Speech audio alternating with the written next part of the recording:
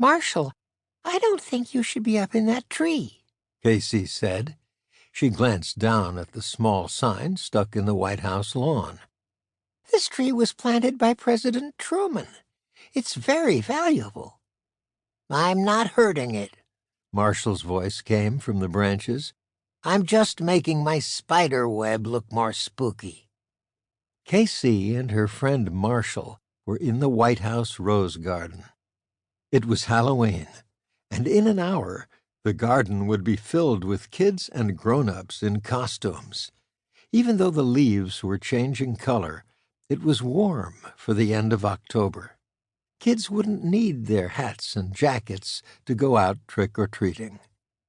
President Zachary Thornton was Casey's stepfather. Since Casey's mom had married the president, Casey and her mother had been living in the White House.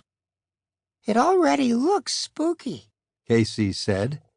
She glanced around the garden at the jack-o'-lanterns, ghosts made out of sheets, and fake tombstones. Marshall dropped to the ground. He was dressed as a tarantula. To make the legs, he'd stuffed long black socks and tied them to his black T-shirt and black jeans. He'd drawn a spider face on his own, using face paint. Marshall Lee was an animal lover, but he especially liked creatures with 6 or more legs. His pet tarantula, Spike, lived in a cage next to his bed. How does it look? He asked, pointing up into the tree. His spider web was really white knitting yarn he'd gotten from his mother.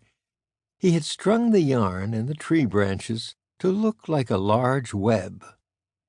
Pretty nice, Casey admitted. And the web goes with my costume. You're not coming as a spider, too, Marshall yelped. No, I'm coming as Wilbur, Casey said. Who's Wilbur? He's the pig in Charlotte's Web, Casey said. My favorite book. I hate to break the news, Marshall said, but in the book, Charlotte built a spider web, not a pig web. I didn't say Wilbur sat in the web, Casey said. Besides, how would you know? You only read Spider-Man comics.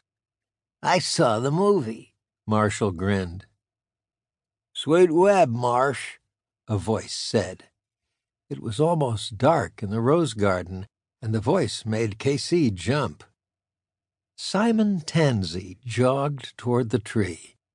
He was the nephew of Yvonne, the president's maid. Simon was visiting Yvonne for a few days. Thanks, Simon, Marshall said. Where's your costume? Simon winked. Somewhere, he said. Simon was 13 and thin and had the yellowest blonde hair Casey had ever seen. He puffed out his chest. I'm coming as Arnold Schwarzenegger. You can't, Casey said. Everyone has to be some kind of animal. It says so on your invitation. I know, Simon said. He tugged on Casey's long red hair. I was just yanking your chain. My costume is all ready, and if you think you'll win the costume contest, forget it. It's going to be mine. What contest? Marshall said. No one tells me anything around here. There's a prize for the most creative costume, Casey said. The president and my mom and I are the judges. You're a judge, Simon scoffed.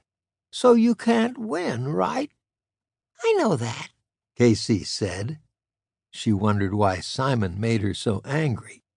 Since he'd arrived that morning, he'd been nothing but a wise guy. She's coming as a Ouch, Marshall said as Casey kicked him on the ankle. It's a surprise. Casey glared at Marshall. Whatever, Simon said, rolling his eyes. Your mom told me to tell you to come in and get the apples.